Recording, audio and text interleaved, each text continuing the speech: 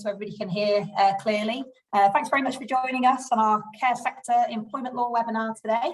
If you haven't already done so, do like our LinkedIn page. We have lots of really useful information. It's updated almost daily, lots of blogs and articles and useful links to information that would be really useful to you.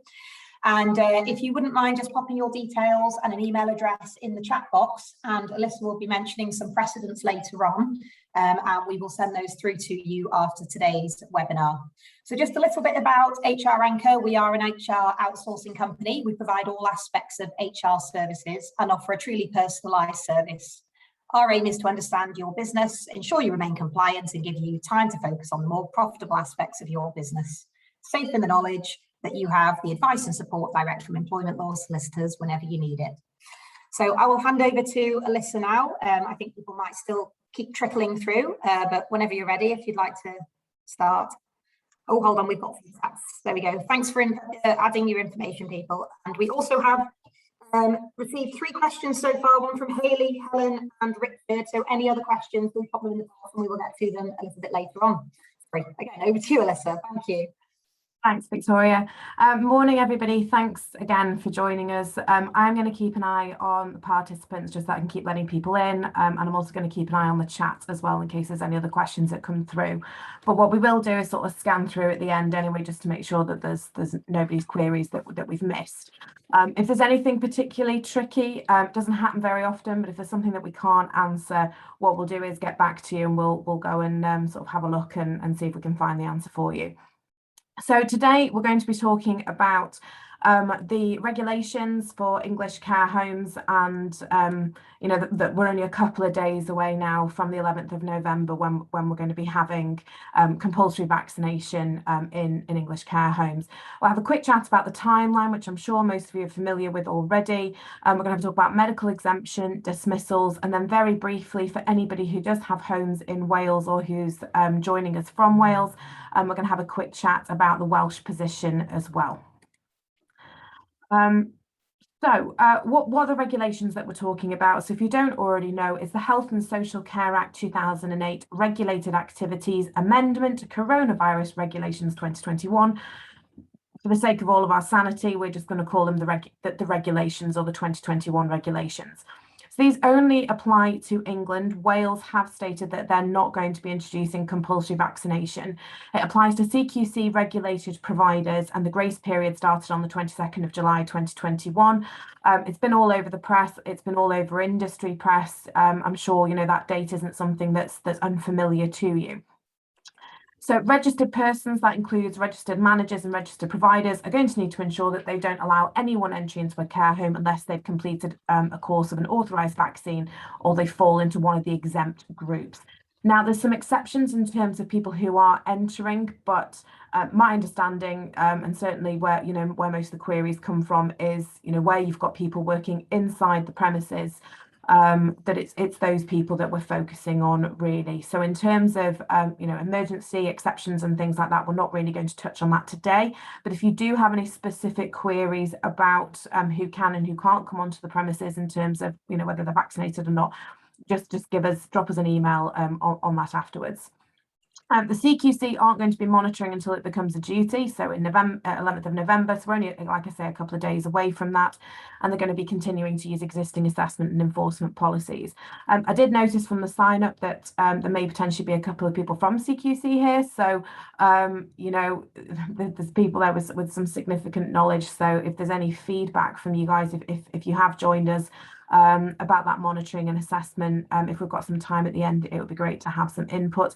If not, again, if there's any information that you wanted to circulate via us, we'd be happy to do that afterwards as well. So the political issue has become very complex on this. We've seen in the press over the last week or so, the government, there's been murmurings about trying to introduce compulsory vaccination across wider parts of the NHS rather than just the care sector. There has been quite a lot of pushback to that, and they seem to sort of quieten down a little bit about it. The unions have been very much up in arms, particularly Unison have been very vocal, and a judicial review has also been brought as well. So for anyone who doesn't know, judicial review is basically where you can challenge an authority decision. That challenge was brought, I believe it was back in September. We've certainly heard no news in terms of progress with that, but amongst the legal sector, the view generally is that isn't going to be hugely successful. It's not just the UK that's doing this. In terms of compulsory vaccination, we are seeing US states and in Australia as well are taking a similar approach. And it's received quite a lot of negative press in terms of feedback from the care industry that this is coming into place at a time when there are already staff shortages. Staff have been under a lot of pressure over the last sort of 18 to 24 months, and that this is just sort of going to be adding to the list of issues that care home managers and responsible individuals are having to deal with. So in terms of that timeline, then obviously we've got the 11th of November deadline. I believe we're on the 9th now, I think. So like I say, only a couple of days away from those regulations coming into force, and that being the second dose deadline for staff. Deadline for the first dose passed on the 16th of September. Now, the timeline, whilst most of it has already passed, it is still relevant to some extent, because what we're going to be touching on later on in the presentation is people who are not opposed to having the vaccine. They've just not got round to it, or they've sort of messed their dates up a little bit and they're not going to be done by the 11th. We're talking about how to deal with those people. So medical exemption, this has been a real sort of hot potato in terms of, what care home managers are having to face in terms of the pushback from staff who don't want to be vaccinated. On the 15th of September, the self-certification scheme was released.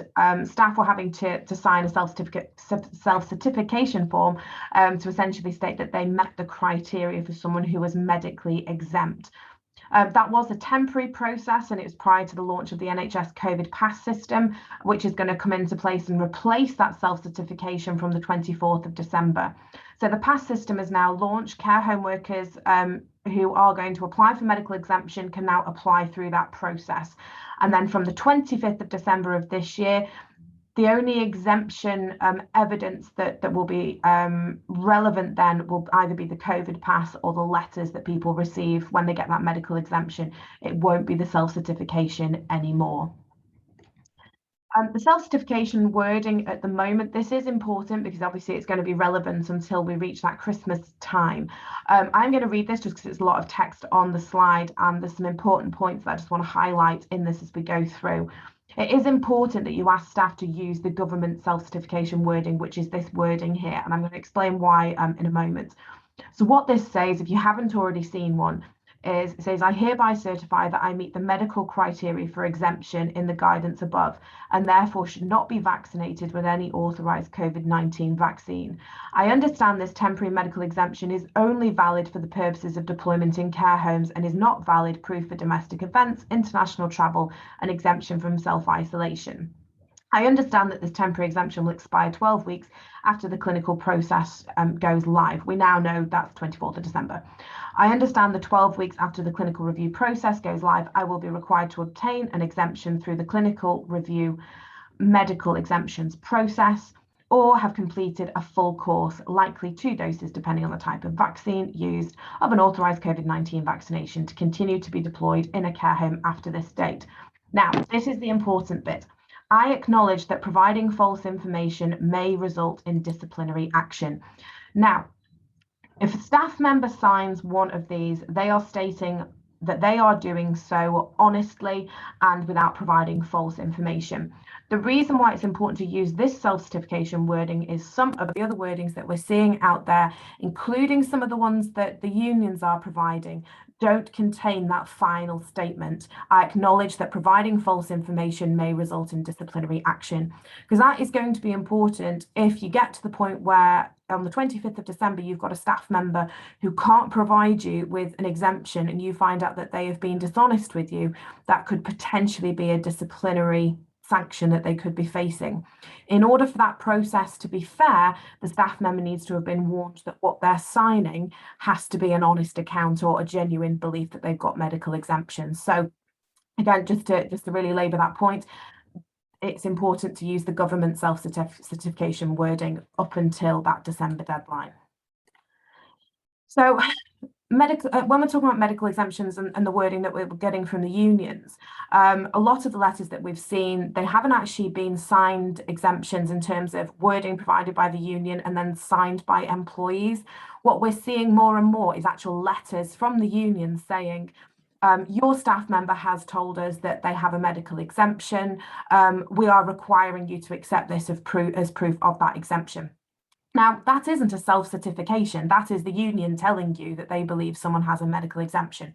You do not have to accept that. And these letters have actually surprised me a little bit, because when I've had a look at the guidance that Unison are issuing to members and trade union representatives in relation to bargaining on this sort of thing.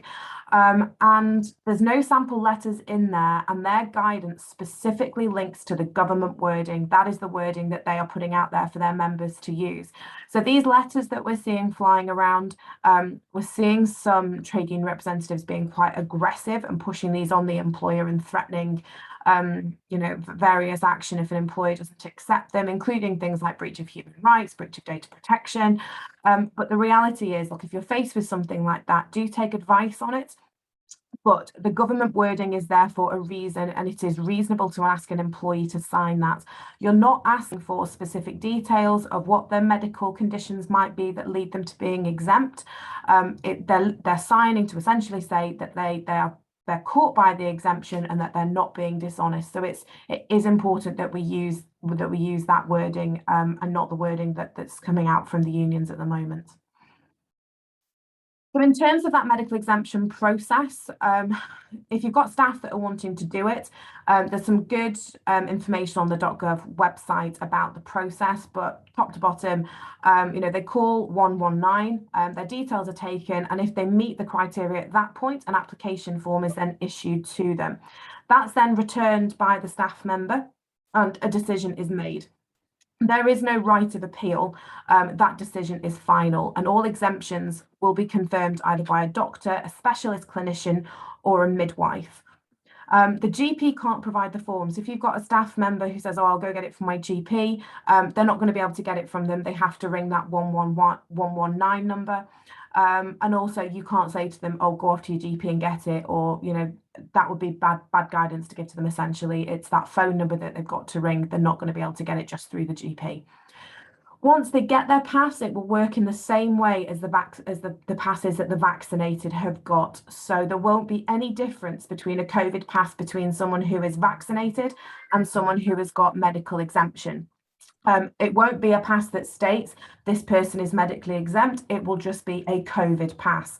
Now, where that's going to give us a bit of a change in terms of the workplace is that at the moment we're asking, we can ask people, are you vaccinated or are you not? Because of one, needing to know if they're going to supply a medical exemption, and also in terms of isolation rules and things like that and risk assessments. That's going to change slightly, because when someone shows you a COVID pass, you're not going to know whether or not they are vaccinated or not.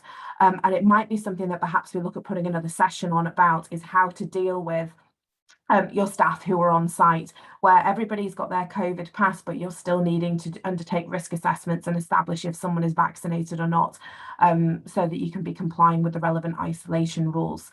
Because even if someone has medical exemption, so they've got their COVID pass, if they are caught by the isolation requirements, they do still have to isolate, unlike someone who has got the vaccine, who's then free to sort of still move around. So it is still going to be important to establish who has the vaccine and who hasn't. But like I say, it's a complex issue, and it's something that we'll be looking to put potentially another session on. If you're interested in attending a session on that subject, either drop it into the chat or pop us an email afterwards, and we can take numbers and see what the interest is like for that.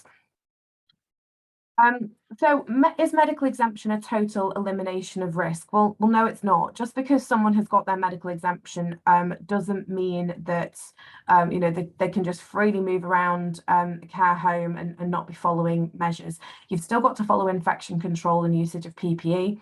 The measures are not a substitution for the requirement to be fully vaccinated. So you do need to be undertaking risk assessments, and you do need to be looking at ways that you can reduce risk of transmission, regardless of that vaccination status. So it might include things like changing duties where appropriate, asking someone to wear more PPE and looking at redeployment. You've also got to bear in mind that when you look at that list of exemptions, they're quite serious conditions that you're looking at there for some of them, particularly where you've got people who are under end-of-life care and have got significant allergies. They may well be clinically extremely vulnerable. So again, where you're looking at placing them around the home, you need to make sure that you've fully risk assessed that and looked at whether the duties that they're doing are appropriate. Now, if you've got a situation where you've got someone who you reasonably consider that you cannot reduce that risk, that they can wear all the PPE under the sun, but the reality is there's no other duties that you can give them and there's nowhere that you can redeploy them to, then potentially we'd then be looking at other measures. So even if they're medically exempt, what we're saying is that dismissal isn't totally off the table. However, it must be approached very, very carefully and it must be done with legal advice. I'm not just saying that because I like to earn fees. I do like to earn fees. I'm a lawyer. However, this is a very high risk scenario. It's people who are almost certainly going to fall under the Equality Act in terms of being disabled. They're going to have additional protections under that in respect of discrimination and reasonable adjustments. So any processes that you follow are also going to have to be adjusted potentially over longer timescales. So in terms of alternatives to dismissal, you can look at things like paid special paid leave, utilising annual leave, and looking to see if there's any possibility that they can work from home. Again, if you've got someone who falls into this category where you feel that you can't reduce that risk, 100% take advice on it, because every situation is going to be different and may well come down to the individual conditions that that person is suffering with as well. So other reasons why people might reject it. Sorry, slides have gone a bit crazy there. Other reasons that we're seeing why people are still rejecting the vaccine, and we've got people citing religious beliefs, that they've got other beliefs, so around the anti-vaxxer point, political reasons, people who are trying for a baby, and human rights. The bottom line is none of these reasons are going to come under the exemption list. In terms of people who are trying for a baby, again, they're not going to be tipped over into the exemption that's been given to those who are pregnant. So pregnant ladies, they have to show a MAP-B1 form rather than going down the COVID pass route. So if someone can show you a MAP-B1, and there's also a period after they've had the baby that there's like a grace period to allow them to get fully vaccinated. So someone who's pregnant now has moved over into that exemption category, but just because someone's trying for a baby and they feel it's either going to harm their chances or going to cause them issues, that wouldn't necessarily be a reason for them to be medically exempt. In terms of religious beliefs, there's been some people, particularly in the press and on YouTube and things like that, who are very, very vocal about religious belief and not being vaccinated. In terms of the political approach to that, there has been a lot of collaboration between some significant religious leaders for the major religions and the government, and essentially it's being largely backed by those different religious institutions. So again, that isn't falling under the medical exemption or the general exemption categories. And we've had some cracking letters from, well, because we act for a number of care homes, from individuals who will try and cite pretty much every single one of these, and the human rights one is particularly a big one, and lots of people sort of having discourse about things like, I don't understand what's in the vaccine, I don't understand the side effects, therefore it's not informed consent, forcing me to have a procedure against my consent is a breach of my human rights. The reality is we're not forcing anybody to have a vaccine. You're following government regulation which states you're not to allow people onto the premises. They have a choice as to whether or not they still want to put themselves in a position where they wish to access those premises. It's not a forced medical procedure by you guys as employers. So if you are in the position where perhaps you haven't dealt with the people who are refusing to be vaccinated and haven't done the self-certification, you need to get this process started relatively quickly, really, because we've only got a couple of days. It's unlikely that you're going to be able to implement a fair dismissal before the 11th if you haven't started any of the process, but we'll talk about what happens when it tips over that date shortly. We do have a suite of precedents that we can provide. So if you've either started your process and you're not quite sure how to finish it, or you've not started the process, or perhaps you've done a bit of a process but you think it might be a little bit of a mess and can use tidying up, we can provide you with letters, policies and things like that. So it's a bit of a perk for coming on the session. You get access to that suite of documentation. So what we've advised is that an information letter should have gone out setting out the timeline, why it's being implemented and what exemptions are, and ask for a response, asking either for a positive or negative response as to whether or not people were going to get vaccinated, and try and ensure that you've got a vaccination policy and that that's circulated. In terms of then follow-up letters, we've got letters for those who are clinically exempt, and it will discuss the risk assessment that you need to be undertaking. A letter for vaccine rejectors, so those that don't fall under the exemption but are still saying they're not going to have it, maternity letters, and then the next follow-up. So for those vaccine rejectors, we'd be looking at an SOSR invitation. I'm going to come on to what that means in a moment. The holding of the meetings, a dismissal letter, and then the appeal. And that process is really important, even though you're following government guidelines in terms of, why you're following this process. It could still potentially be an unfair dismissal if you haven't followed the right process. Sorry, I've got a really sensitive mouse and I'm just not quite used to it. So what if you've got someone who isn't a refuser, so they are prepared to have it, but they're going to be late? Our advice is don't dismiss these people. If they're prepared to have it, but they're just late getting it done, give them a bit of latitude. That latitude doesn't mean allow them on the premises after the 11th, but certainly I wouldn't be jumping straight to dismissal. I would ask them to establish in writing whether or not they are going to have the vaccine, and ask them to provide appointment dates, so that if they've been dishonest in their communications with you, that gives you some useful evidence potentially in terms of a disciplinary procedure for someone who's misled you about their intentions to have the vaccine. Inform them that it might be necessary to place them on unpaid leave from the 11th of November, because if you're unable to have them in your home and there's nothing else that they can be doing, then it's likely it's going to be unpaid leave. But you can give them the option of using up their holidays. What we've seen, particularly across the sector, is because of staff shortages and people have just been flat out, there's been lots of holiday accrual and not a lot's been used. So it might be an opportunity for some people to be able to get them to use up some of that accrual. If they decide that they don't want to take holiday, potentially you can force them onto holiday if appropriate notice is given. And then if someone changes their mind, you can then move on to the dismissal procedure.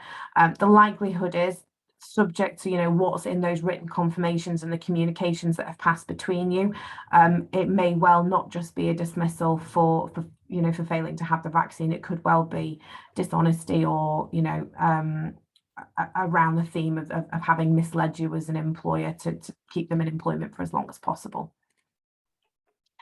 In terms of refusers, it's not as simple as I've said as dismissing upon receipt of a refusal notification. Don't automatically dismiss, you must follow a procedure.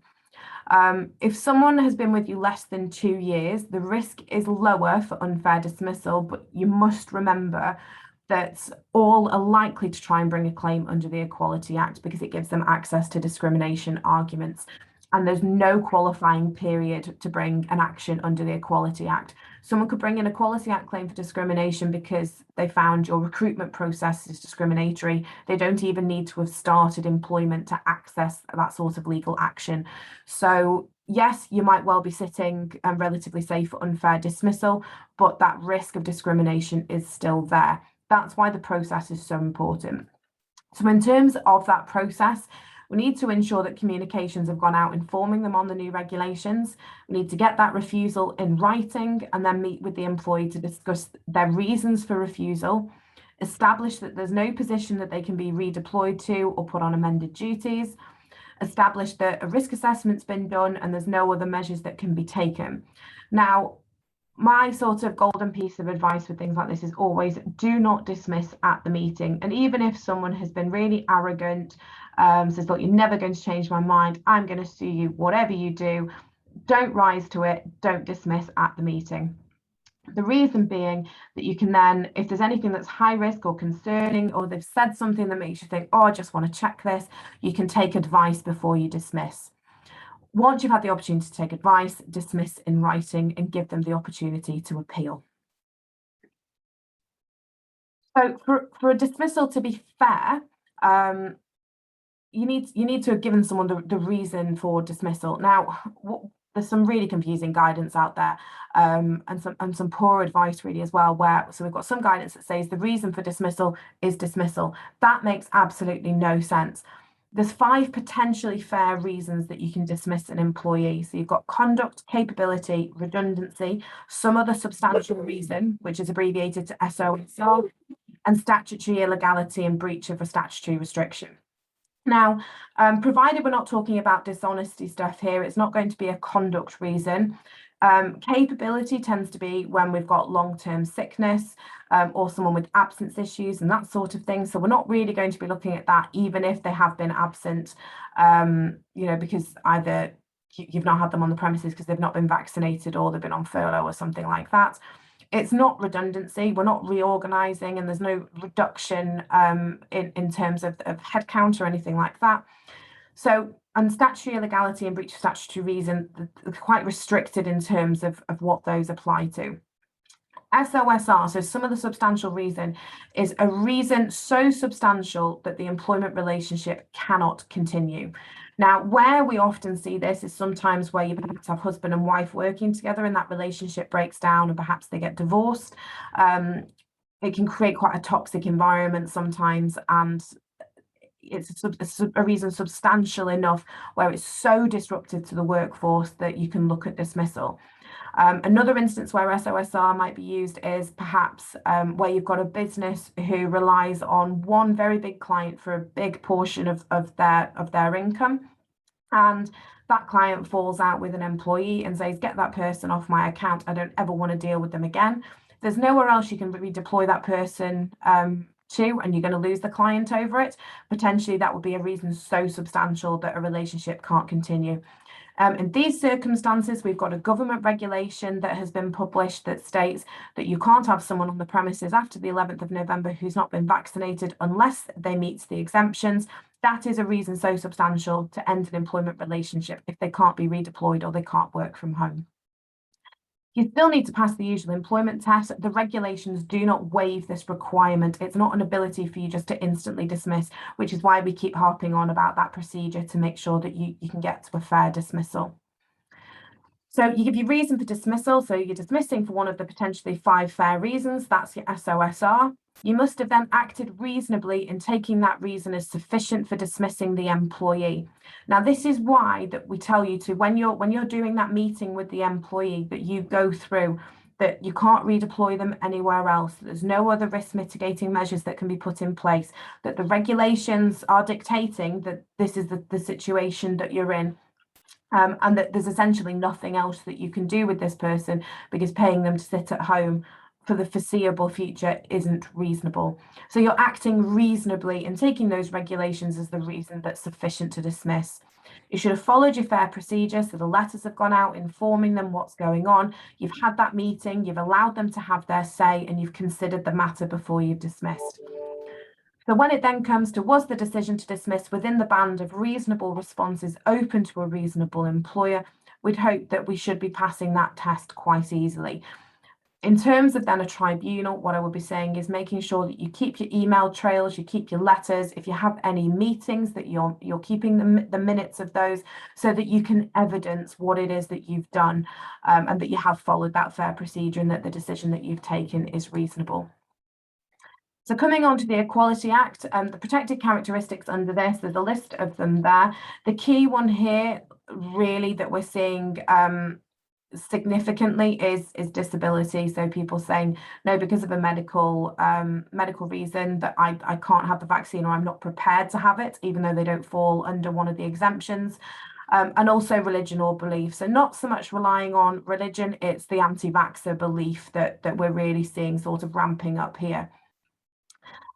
In terms of the types of discrimination, the really key one to be mindful of here is indirect discrimination. So direct discrimination would be, it's actually quite rare, where an employer just by way of example here, discovers an employee has a disability and so dismisses them because of it. They've been dismissed because of that disability. That will be direct discrimination. Indirect discrimination is a little bit more subtle. This is where you have a neutral provision, criterion or practice, so a PCP, that places that person with the protected characteristic at a disadvantage compared to someone who doesn't share that characteristic. So a really sort of simplistic example would be if an employer has a business that has several floors, but they don't have a lift, they only have stairs, and they say to all their staff, everyone must meet on the second floor on a Monday morning for the Monday morning meeting. This would be indirectly discriminatory to someone in a wheelchair. It's a neutral criterion. You're asking the same thing of everybody, but with someone with a disadvantage, it places them at a more significant disadvantage to everybody else. So that would be indirect discrimination. How that applies in the circumstance of compulsory vaccination is you may well have someone who says, because of my anti-vaxxer belief, this neutral PCP that you're applying and saying that I can't come on the premises or I could lose my employment, because of my beliefs, places me at a disadvantage. Now, that can be defended. So direct discrimination, there's no defence to it. But indirect discrimination, if you can show it's a proportionate means of achieving a legitimate aim, that claim can be defended. So our proportionate means would be, we've been through a process, we've had a chat with them about, their beliefs and, given them NHS materials and trying to educate them on the issue. But ultimately that dismissal is a proportionate means of achieving our legitimate aim, the legitimate aim being complying with government regulations. So again, it's important to make sure that you followed that process so that you can evidence the steps of how you have behaved proportionately and that you're clear on what your legitimate aim is or has been. So what about Wales? As I've already said, Wales aren't implementing mandatory vaccines in this sector, but that lack of regulation doesn't mean that employers can't dismiss. It does, however, make it more high risk. So in England, where, I've already said, having those regulations doesn't provide a cast iron defence, but it does assist when it comes to things like the reasonableness of the decision that's been made and that legitimate aim point.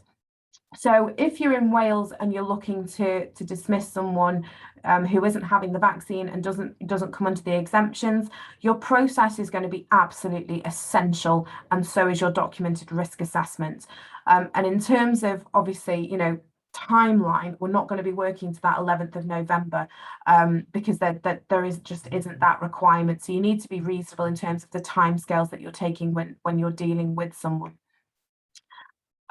If you've exhausted all other options and you feel that you can't reduce the risk of someone working on site unless they've been vaccinated, then the previous sort of advice that was given earlier on in this presentation would then apply. Again, in Wales, what I'll be saying is making sure that you're taking that advice, that you're not rushing this process, and that you document everything that you're doing. That's it. We're going to come on to some of the questions.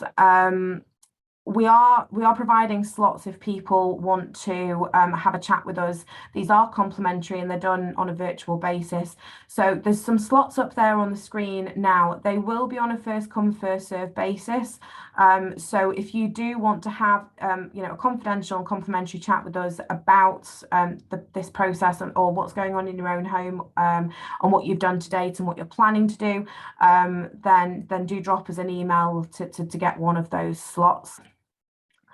And our contact details are there on the screen now if you just want to take those down.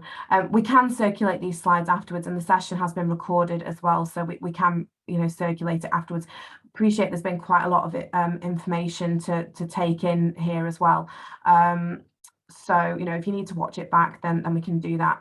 So in terms of questions, these are some of the ones that we've had in advance, which I think most of these we might have already answered. So can a trade union certificate of clinical exemption from vaccination be accepted as a valid exemption? So again, great question, something that we're seeing all the time.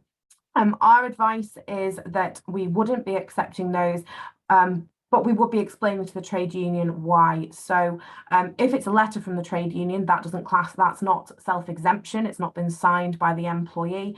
If their exemption matches the government wording and it just happens to be on their letterhead, there's absolutely no reason why you can't accept that, but it needs to be the government wording in our view, because that wording's specific and it's there for a reason.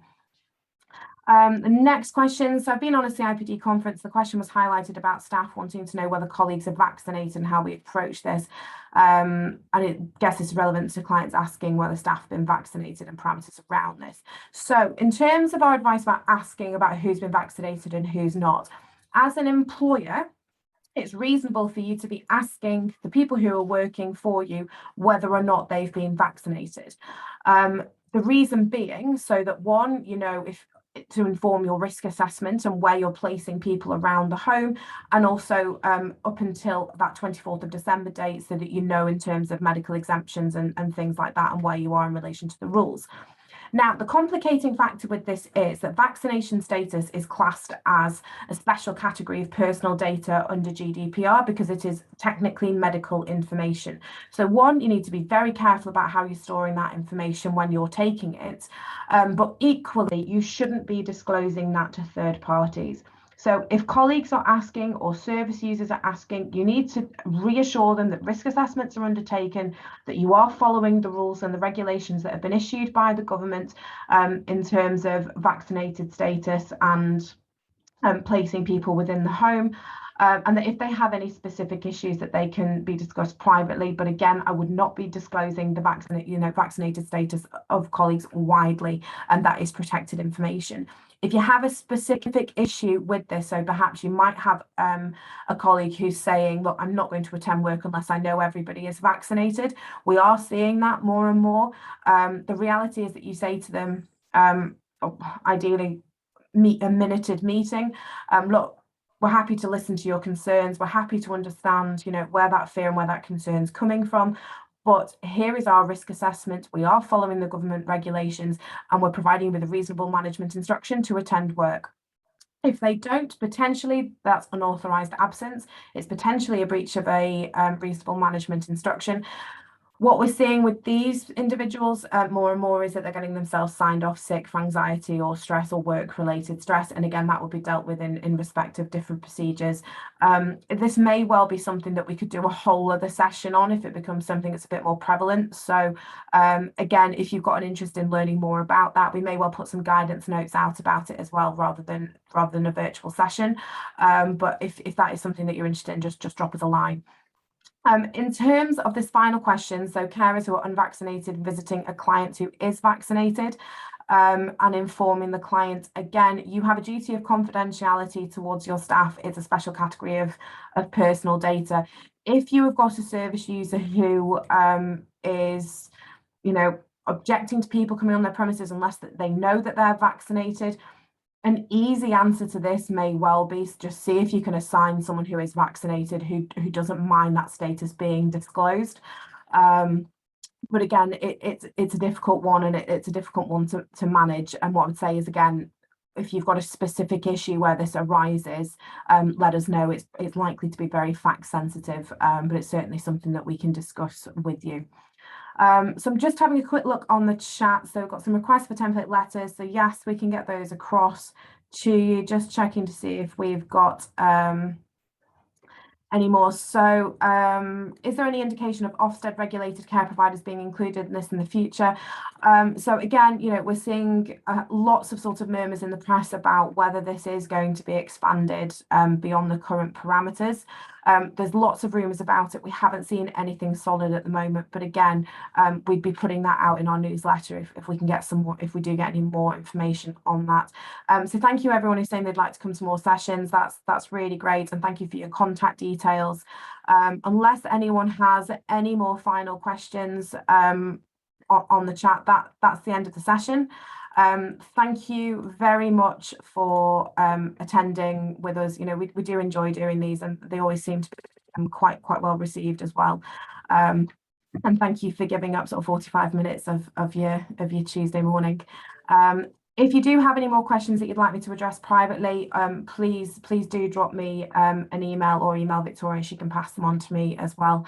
And thank you very much, everybody. Yeah, thanks everybody. I'm just going to send you through 4 quick questions just as a roundup, if you wouldn't mind just answering them. And there's also the opportunity there in that email for you to book one of those sessions with Elissa if you would like. So thank you very much for your time, and bet you need a breather now, Elissa. Lots of talking. Yeah, I've actually got a training session this afternoon, so I've got another 2.5 hours of talk this afternoon. My husband's going to be thrilled. I'll have no voice by tonight. So yeah, perfect. Well, thank you very much, everybody. Right.